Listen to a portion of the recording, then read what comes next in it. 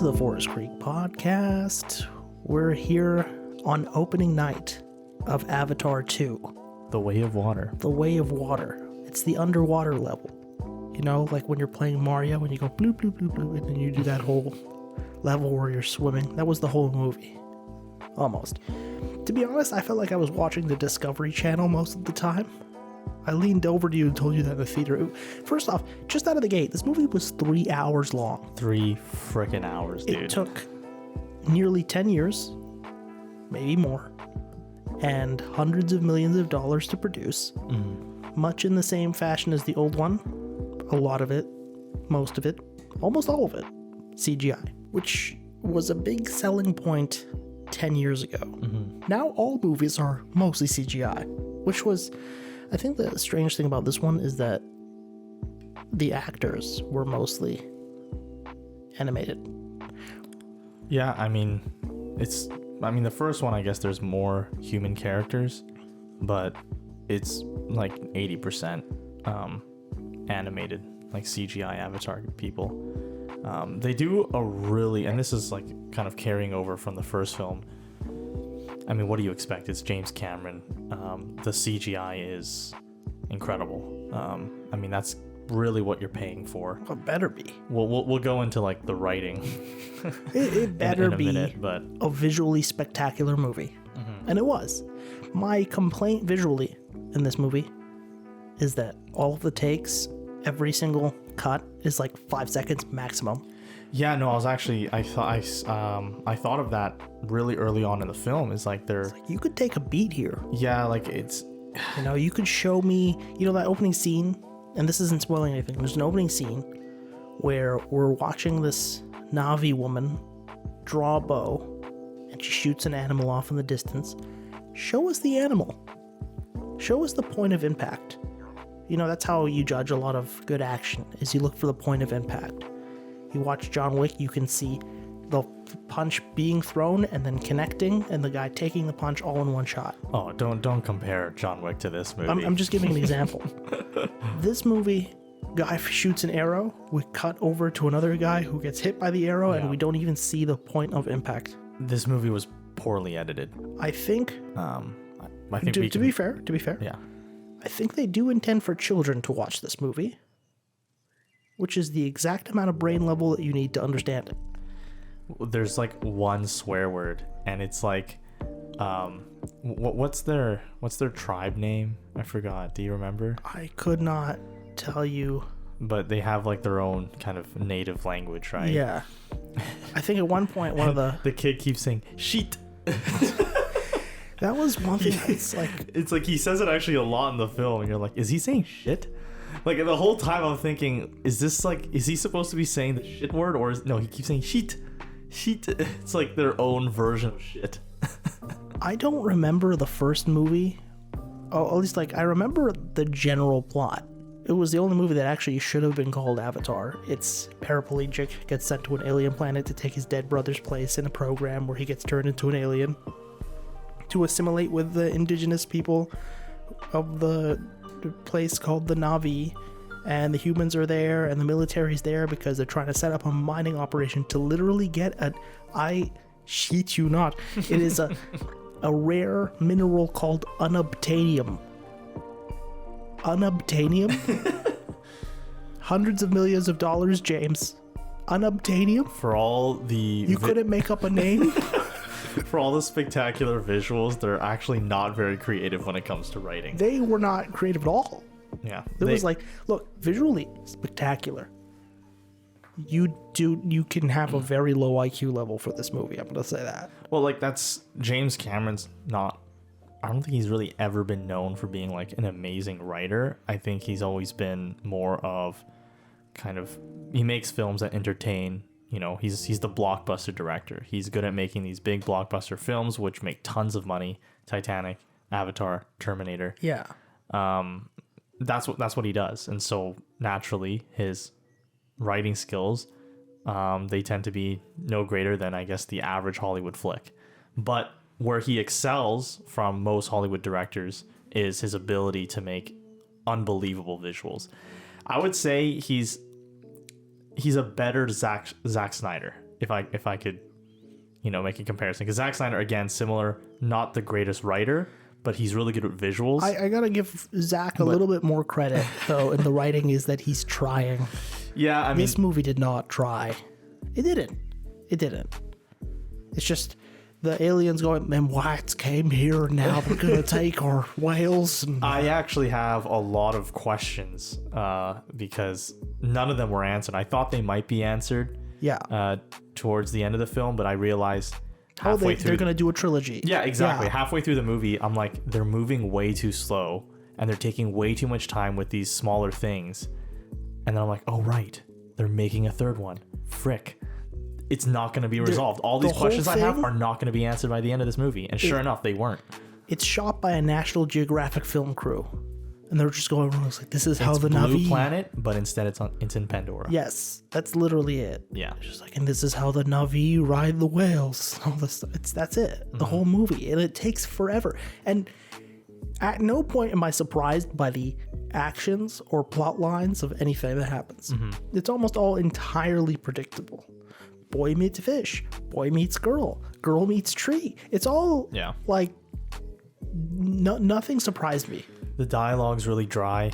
I just, there's a lot of, like, I think missed opportunities here. Like, just because you're making a visual feast for the eyes doesn't mean that the dialogue or all these other aspects of a film need to somehow, like, just be really mediocre. There is not... They're not... I mean, you could argue some of it's terrible, but I would say in almost every other aspect, like, other than the visuals, and then the acting, I think the performances are actually quite good. So...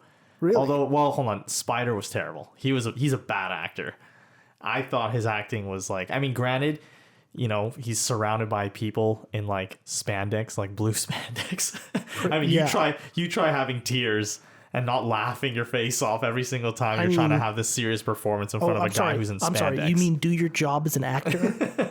Well, he's a young actor. I've never seen him before. I don't know if he's been in other films. I always love that. I like credit to people who pick new actors. I'm glad I didn't see Tom Holland in this movie, but if the actors didn't do that great of a job in some areas, I don't even blame them. I just blame a complete lack of depth in this film. Yeah, well, I think it's actually, even though it's motion capture, when you look at... not just the motion capture, like the actual humans are, I'm a Cockney guy, he's on the sea trying to hunt some whales so I can make some money. Or like, I'm a compassionate biologist. Like,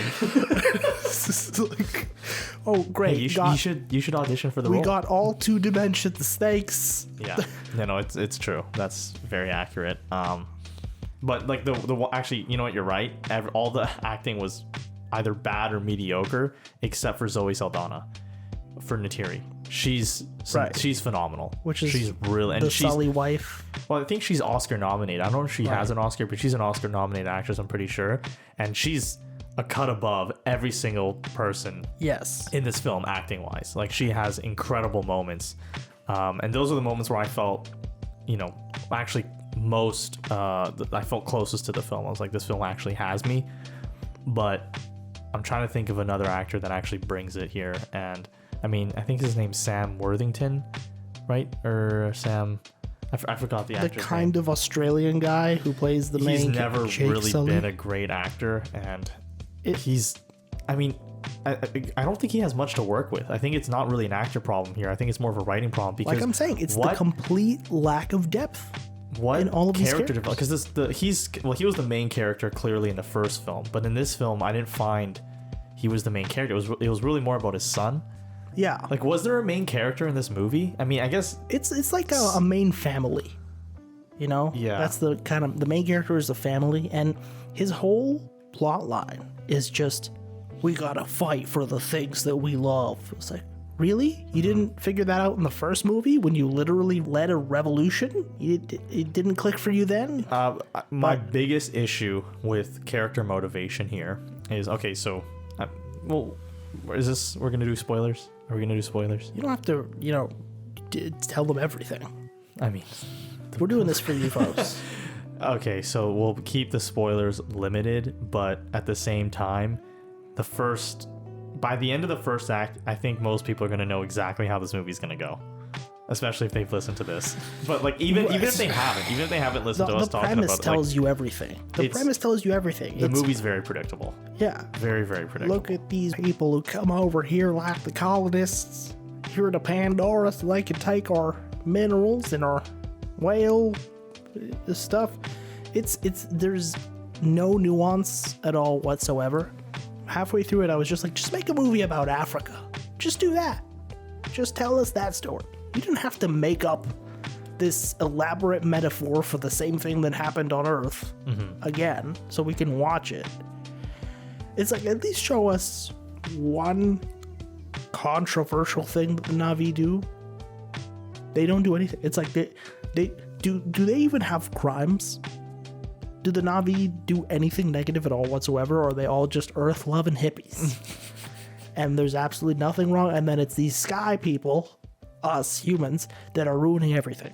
There's zero depth to this story, you know? Mm-hmm. I mean, most people are not going to be going into this film seeking that.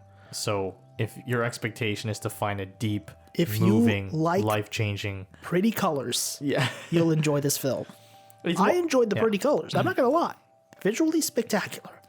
My eyes hurt. Really? Yeah. We did see it in 3D. I don't think you're going to be... like. You kind of have to see it in 3D. It'll be hard to find show times that are not 3D. In which case, I actually recommend buying 2D glasses if 3D bothers you. I have a lot of friends, I'm one of them, where 3D bothers their eyes. And I haven't watched a 3D movie in years. And so as soon as we started this film, we had like front row seats, by the way. So my neck hurt as well. So it wasn't awesome to be staring up for 3 hours. We were too close. The one thing that kind of tripped me out was some people in the rows ahead of us got up during the thing. And I was like, oh, that's right. This movie's 3D. I forgot. It was, again, to me, visually spectacular. I enjoy 3D. I think 3D became a gimmick, to be honest. I think there was a couple films where it worked. Avatar was actually one of them. But the main issue that 3D has is, well, number one, a lot of people, their eyes are bothered by it. I'm one of them. I can adjust to it. Some people, they just can't. They get up and leave. And actually, I saw quite a few people, like, within the first 10 minutes, they're like, I can't do this. And they just got up and left and they never came back. Which is fascinating. Because this movie is supposed to be one of the biggest of all time. Yeah, but it's...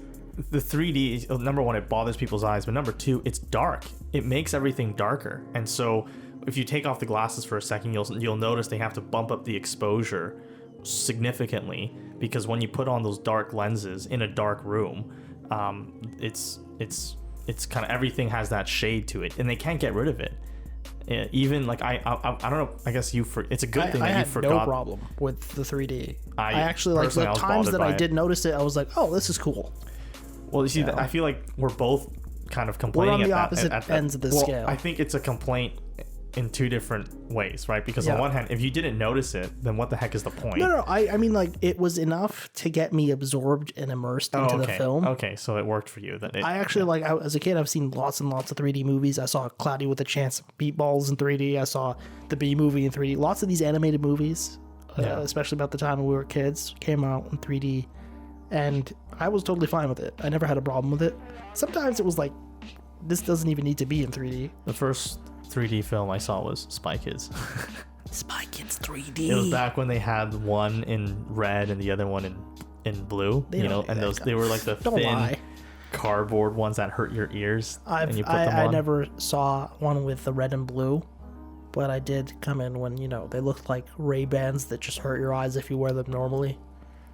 Yeah, and they actually, apparently you can actually severely damage your eyes if you wear them in the sun.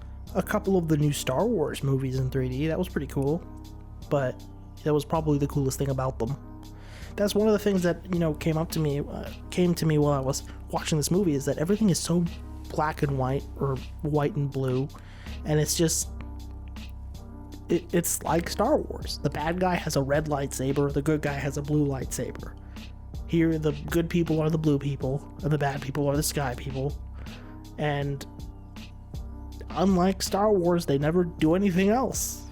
Like they never show you any more depth to this. They never go, hey, we need this.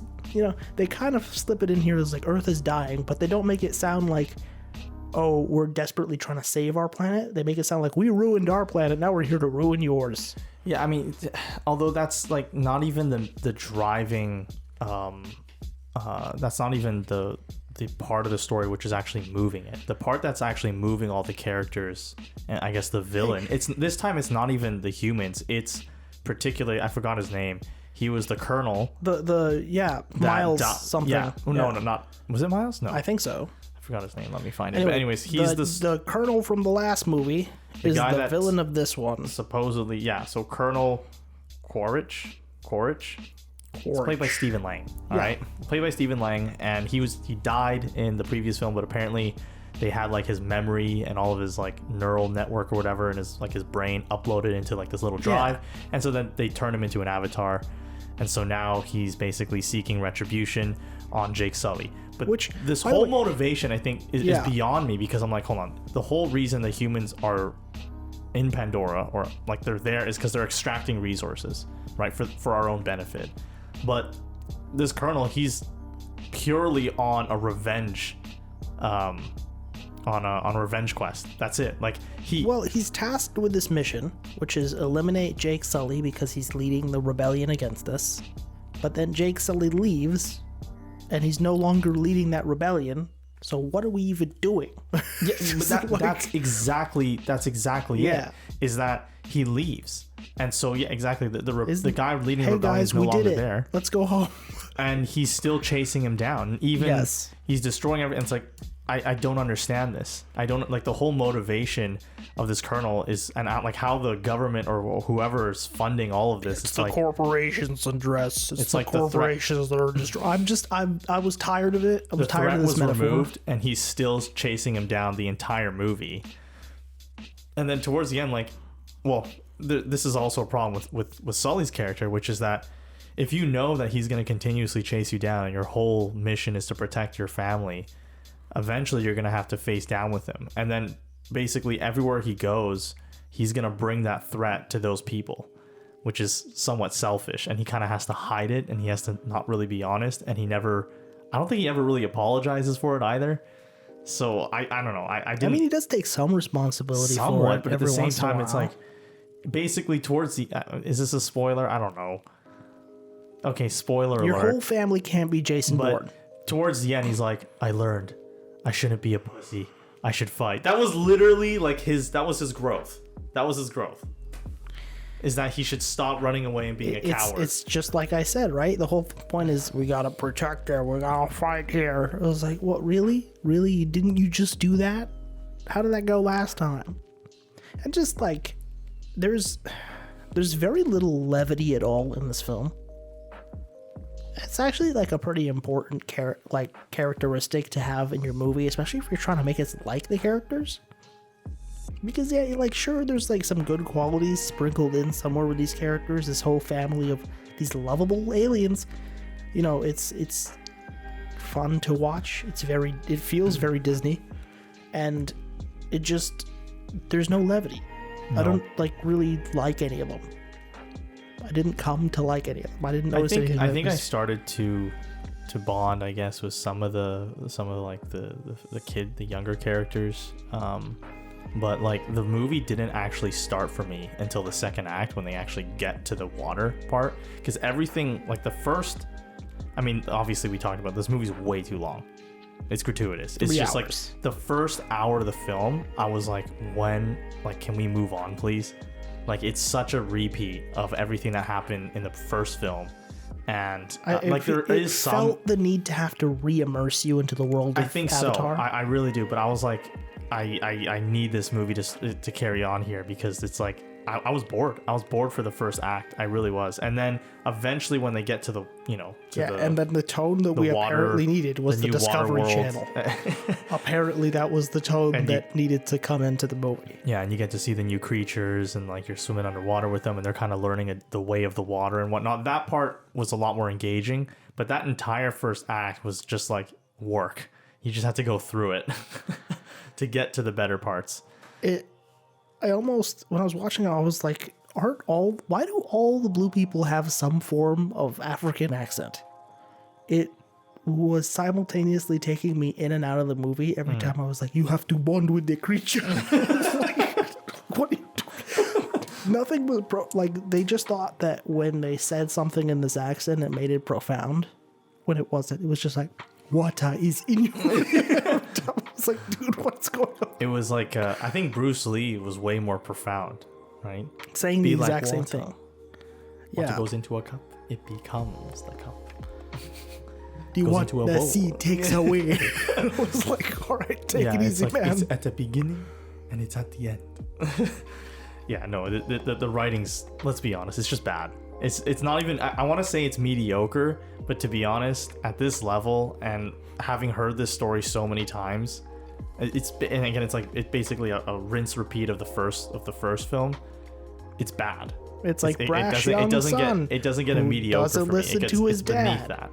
Older son who seems to listen to his dad and is wiser, but always has to be pulled along with a younger son.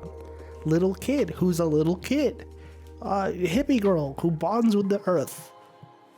What else is it here? You know? Are Yeah. we anywhere? You know, like Jake Sully actually kind of has an interesting story. Mm-hmm. If they just take a beat and take a breath, let us bond with this emotionally intensity of like, I led a war and it's never going to leave me alone. Well, I think that's exactly it, is that this film, again, it's the editing. I have to keep coming back to that because it's like you said, every 5 seconds they're cutting, it doesn't give you that time to breathe. And there are moments where they do, and those moments are much, much better.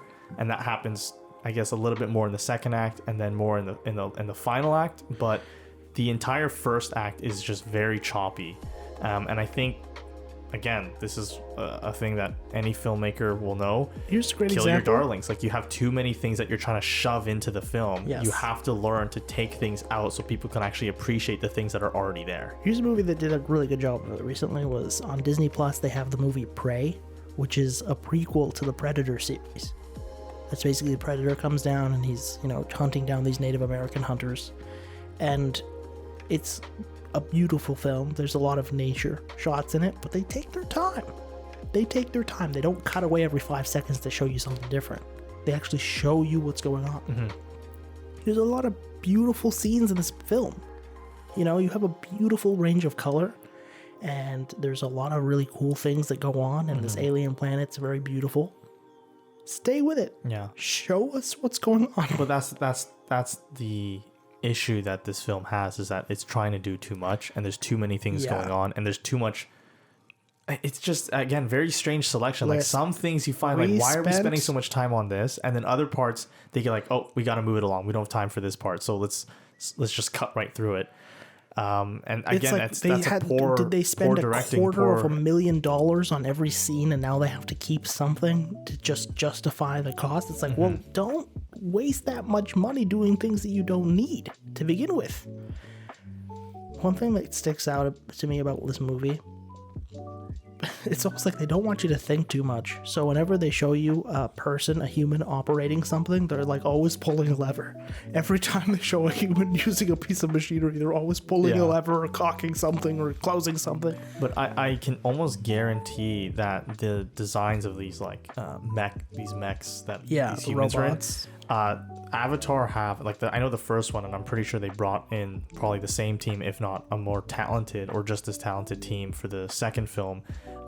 They're working with some of the most talented designers and artists you can find in the movie, like the top that the industry has to offer. So definitely those mechs and all these, the ships, even the creatures, the detail is there. Whether the director chooses to show it or not is up to him, but the detail is there. Like, I can guarantee the mechanics are probably there, and they're probably, you can animate them as well. Yeah. But again, if he wants to show it, that's up to him. If he doesn't, I thought it was funny. I appreciated it. I thought it was cool. And obviously, if you're showing that kind of stuff, you want that action in there. You want somebody to be pulling levers and cocking things and flipping switches and all that stuff. But they really don't want you to think in this movie. Don't work your brain. Just turn it off. Just let it go in through your eyeballs. On that note, whenever they're showing the humans doing that stuff and the military stuff, it's like, you think you're supposed to bond with the Na'vi, and then they're like 3-1 actual, good copy. And then they're like, you see them like kind of moving through the force of the thing. It's like, okay, I'm on the side of the Na'vi SEALs now. I don't, the blue SEAL Team Blue or whatever's going on there, where they're hunting down the main character and his family. I was like, these guys look cool. I want to follow them. I hope they do good. Who is your favorite character? Honestly, I like the Colonel. Yeah. Oddly, I liked it. I thought Actually, it was kind of... he actually had the most... Would you say he had the most nuance or depth? I mean... In spite of himself. Right. In spite of himself, he actually did have an interesting arc of, Right. hey, Yeah, my son is still alive and on this thing, but also I'm not the man I was, or I'm coming into contact with the place I died in, even though that I didn't actually die. It's like, it's an interesting paradigm that he exists in, and they spend zero time dealing with it. And of course, when they're showing you these guys in the beginning, they make them look like dumb Marines. They're just a bunch of random... is jarhead the right term? I know there's a lot of different terms. Well, they just see red. That's it. You know, it's like... They're like, we're Marine. Hoo-ah, hoo-ah, even though I'm dead and I have no idea what I'm fighting for. I forgot about that. Holy cow. Like, real Marines do that, but they do it in a contextually appropriate manner. It's not just like, I have no idea why I was reanimated after life. It's, it's fight. almost satirical. I think that's the intention. Is that they have to beat you over the head with this metaphor of, American empire and colonialism and corporatism just taking the resources and destroying planets and killing all the natives. And they have to beat you over the head with this thing, so they make everybody a two-dimensional idiot. And they completely suck all the depth out of this film. Yeah. And they replace that with a bunch of pretty colors. The colors were pretty. Not gonna lie. We need some brain-dead movies. People work too hard. I worked hard. And I paid the ticket for this movie. I went in there. And to be honest, I came out of it. Not a bad movie. I don't feel like I wasted my time. I'm glad I saw it. I'm glad I saw it in 3D in theaters. And if someone is like, hey, I want to watch something that's going to make me feel, I'm going to probably tell them to watch something else. Well, how would you rank this film in relation to the first one? Like, which one do you think is better, the first or the second? Personally, I think the first, for sure. Story-wise? Yeah. Story-wise, the first movie actually earns the name Avatar. But I don't know, there was something about this movie that I just feel like I'd rather watch it than the first one. I'm not sure why. Maybe it's just like... I found the first one had better flow. Much, much better flow. The first and the second act kind of connected, and I didn't feel like a part of the film... Maybe actually, it's interesting. I feel like in the first film, it was actually the last act that dragged on a little bit too long for me. Whereas the first and the second acts, where like obviously, because you're really with Jake. You're kind of experiencing what it's like to become the Na'vi and being in this avatar with him. Whereas in this film, that part doesn't really start until they get to the water place. It's too disconnected. It's 3 hours long and it still feels like it's the first half of the movie. Right. And the thing, I think what it is that when I watch the first movie, it just feels a little bit more claustrophobic to me. Whereas this second movie feels a little bit more open. And I like that atmosphere a little bit more. Yeah. But like the water world that they end up inhabiting is incredible. It's really interesting. Cool. It's super interesting.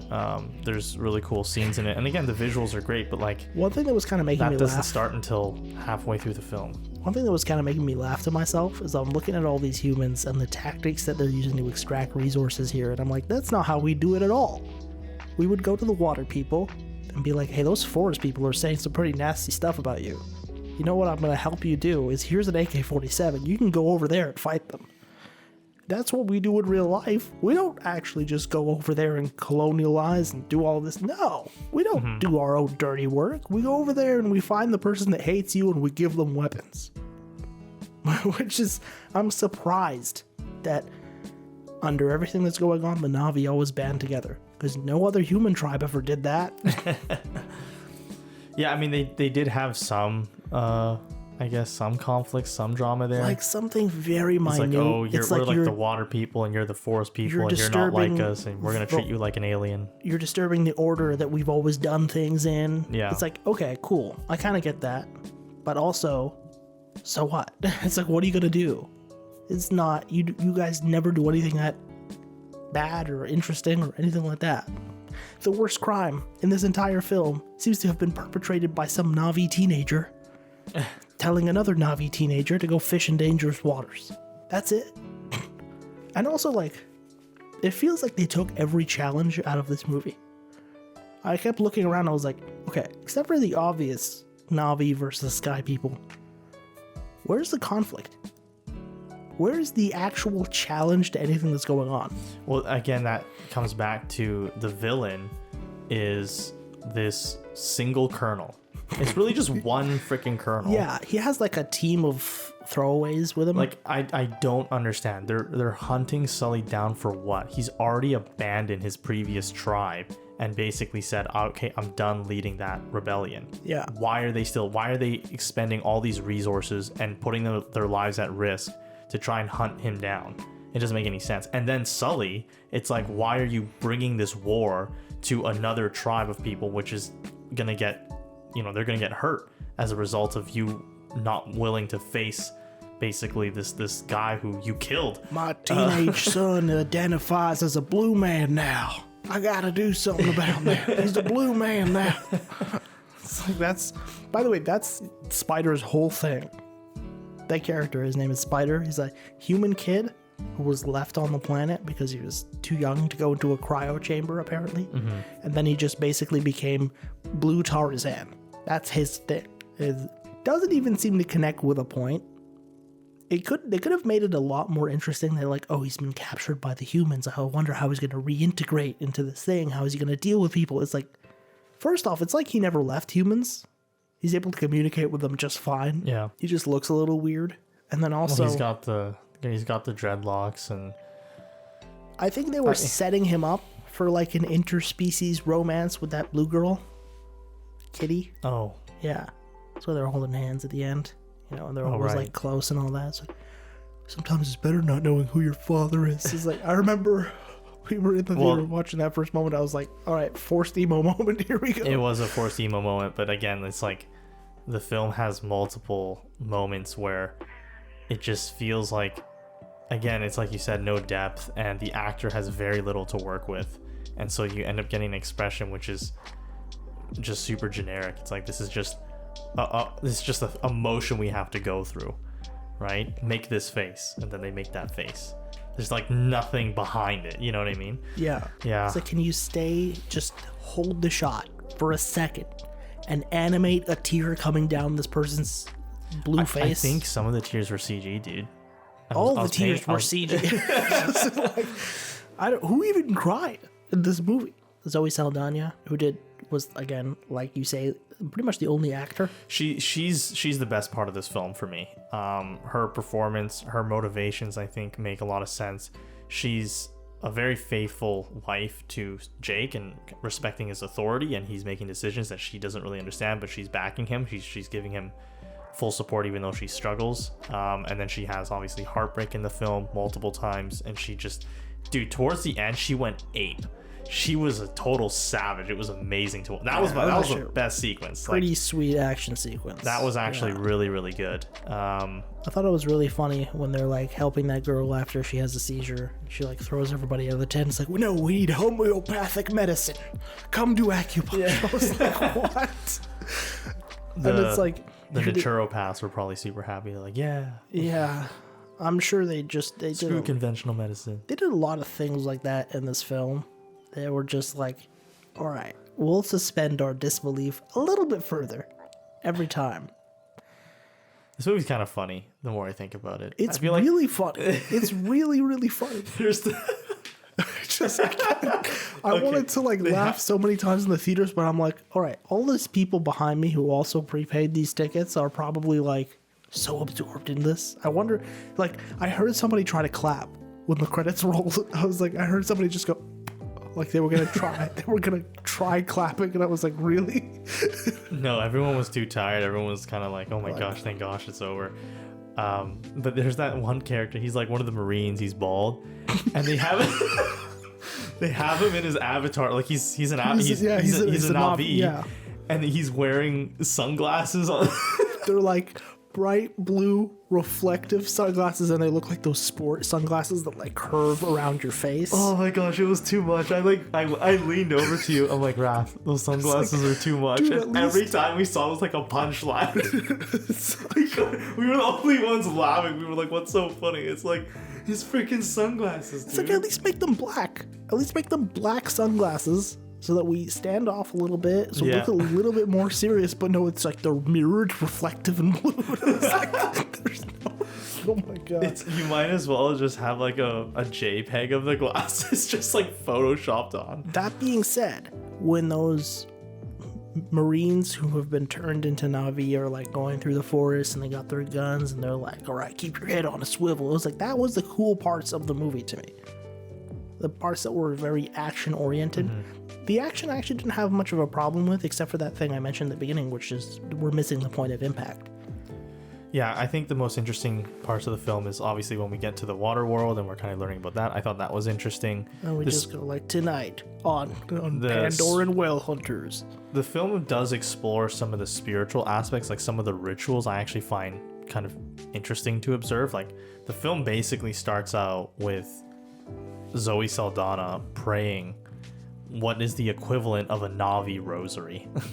And she's kind of praying because they believe in like kind of like a Mother Earth of sorts. Yes. And they kind of pray to her throughout the film. And then it's a very Gaia type movie where they're like, the whole Earth is one big organism. And then they have that girl Kitty who can she's connect like, to it. Yeah, she just has this connection. She's communion. the avatar. And it's interesting, they even like kind of imitate the sacraments, right? Where it's like you have, he received his first communion. And it's basically, the communion is literally like that hair thing where they're able to connect, and they connect to Mother Earth basically. And that's considered communion for them. Yeah. This movie is very spiritual, but it's in that I'm spiritual, but I'm not religious kind of way, you know? Yeah, well, I mean, they have they're actually, I would say that you could certainly qualify. It depends how you understand religious, but I would say they're certainly religion. They're very religious people because they have rituals. They're very ritualistic. About like the Hollywood mind that put that there. Right. Yeah. Well, I guess I don't know, but like the spiritual aspects I thought were quite interesting. They explore some of it. I think towards the end there's a burial of sorts, and those moments of like seeing this world and their liturgy of death and that ritual, I thought that was actually quite interesting. But again, there's actually not a ton of that. There's some of it, but it's not a lot. Like a big metaphor for Aboriginal and Indigenous rights that we see here in real life. Again, Discovery Channel. National Geographic. That's what this movie really was. It was just alien National Geographic. It's action scenes that last maybe like, I don't know, these action scenes felt really long to me. They lasted like 30-40 minutes of just nonstop action, right? That last one did. The last one did, and I think that was like kind of earned. It was like the last battle. I was tired of it, dude. I found the moments I was more interested was I guess like the more dramatic moments, or even like the more spiritual kind of parts where they're exploring that reality of this world. I thought those were way more interesting, way more engaging than the action, mainly because of, like you said, the action, they're not really showing the impact a lot of the time, and there's a lack of choreography. So, when I see these big action sequences and there's just so much going on, it's kind of stressful to watch, to be honest. It's like, is there some order, like something I can kind of key in on what's going on here? Where is the red lightsaber? Where is the blue lightsaber? My favorite action sequence are like 1v1s, and even when they had a 1v1 towards the end, it was so choppy, and you couldn't see it because it was like dark and there's fire in the background. You couldn't even see a lot of what was going on. Trying to choke each other out underwater? You got the rear naked. I was like, what? Body triangle, rear naked choke. Like Zoe what's her character's name? You had it before. Neytiri. I think, right? Let's pretend. I think it's Neytiri. Neytiri's going savage at the end of it, or she's just shooting arrows at all these Marines and like really going at it. It's like, that's cool. That was a really well done. I 100% agree with you there. But we walked into that theater at like 7:30 to watch this movie, and I looked down at my watch when they're starting that conflict, and it's like, it's 10. Wrap it up, guys. This better be the last conflict. And then when the credits roll and it's like these shots of alien whales just swimming through the thing, I was like, who is this for? We're done.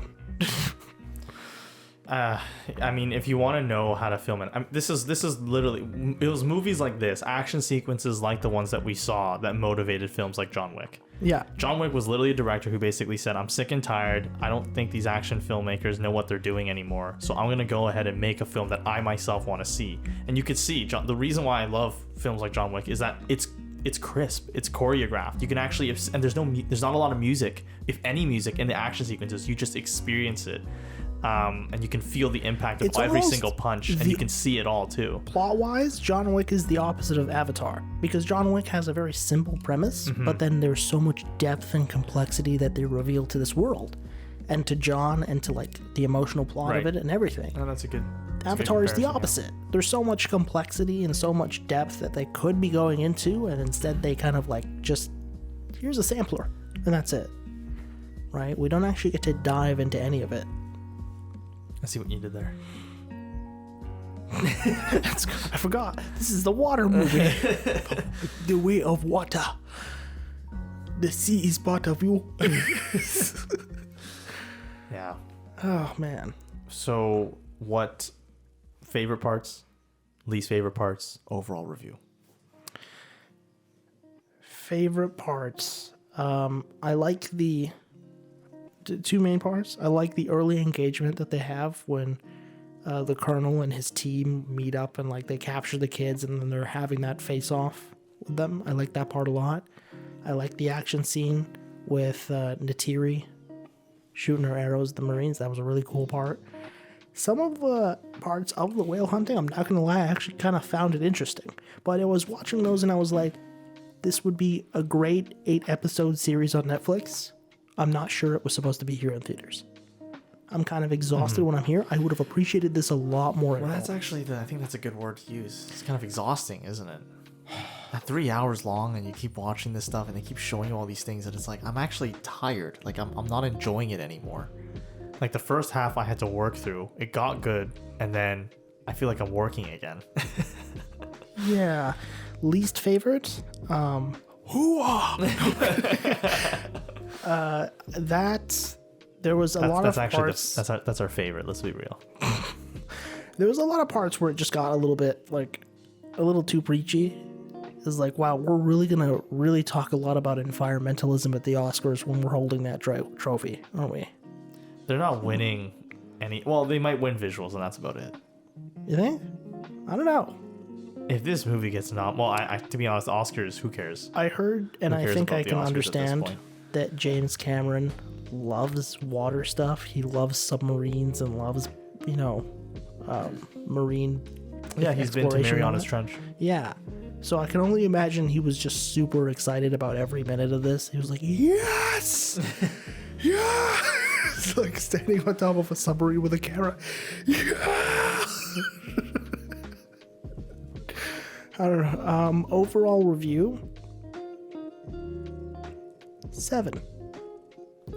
7.5 even. Wow, that's actually very generous. I mean, I feel like... If you go in knowing that, like, hey, I'm just here to eat some popcorn and watch this CGI blue people fight the space robots or whatever the heck is going on, you're going to enjoy this movie. It's not a place for depth. It's not a place for complexity. It's not going to make you think. But you might, I walked out of that going, this is not a bad movie. Objectively, I believe this is a good movie. It just had the potential to be so much better. Yeah. I'm a little disappointed, but honestly, I didn't overhype it that much.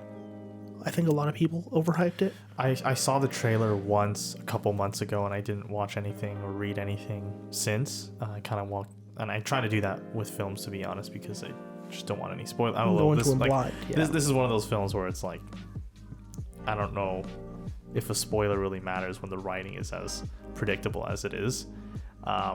So I guess favorite part, the visuals for sure. The visuals are quite well done. The score actually I thought was also mediocre. I didn't find the score to be super moving. I hardly remember the music at all. The music's not memorable. It just occurred to me, and I was thinking about that at one point during the film, where the first Avatar, there's a couple moments where I do remember the score, particularly when it was like 9/11, but in Pandora, and they had like the tree coming down or something. And they had like a particular kind of, I remember that tone. This film, there's not a single moment where the score actually kind of, you know what it is? Had a moment. If you think about scoring to films, we need that long shot to actually establish the emotion and actually give somebody, the composer, the ability to create the score. We have this moment in Inception when the world is turning, and then Hans Zimmer does that bomb, bomb, right? Or you have John Williams in Star Wars. You have Luke staring off at the two suns, and it's like da, da, da. Like it. You have a place for this music to come in. Yeah. Avatar didn't give you any room to do that. Right. You know, they had places. They had these great shots of, like, you know, the family going on those flying things over the water towards their new home. It's like that would have been a great place to ramp up the orchestra, but we didn't do that. Yeah, because I remember in the first Avatar, like, even in the moments where Jake's like first discovering Pandora and having like these moments, like these little revelations, you have that little flute kind of like da-da-da, like kind of. That's one thing that actually kind of pissed me off. I was like, stop telling me what to think. Stop narrating every little thing that happens. Just stop. Everybody says what they're thinking all the time. Have have a thought that you keep to yourself and just express it on your face. Can you do that for me? Like.